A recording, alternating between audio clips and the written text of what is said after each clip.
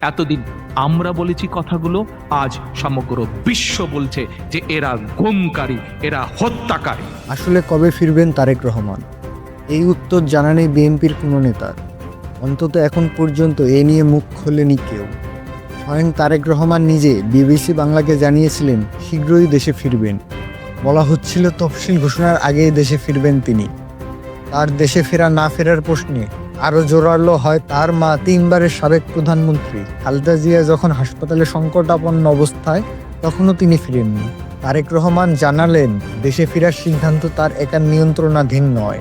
সব জল্পনা কল্পনার অবসান ঘটিয়ে আর মাত্র কয়েক ঘন্টা পর ঘোষণা করা হবে দ্বাদশ জাতীয় সংসদ নির্বাচনের তফসিল। কিন্তু দেশে ফেরার কোনো আভাস নেই তারেক রহমানের।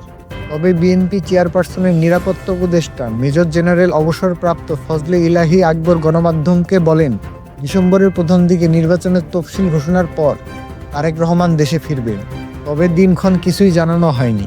কোন কোন জটিলতার কারণে তারেক রহমান দেশে ফিরছেন না, তার দেশে ফিরতে বাধা কোথায়, এ নিয়ে পরিষ্কার কোনো ব্যাখ্যা এখনও দেয়নি বিএনপির পক্ষ থেকে।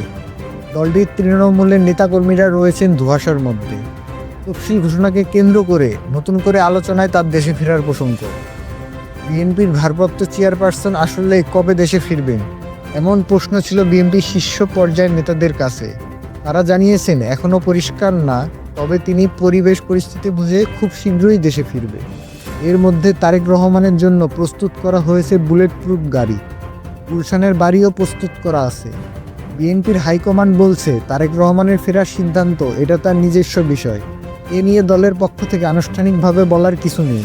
তবে তিনি ফিরবেন এই বিষয়ে নিশ্চিত করা হয়েছে।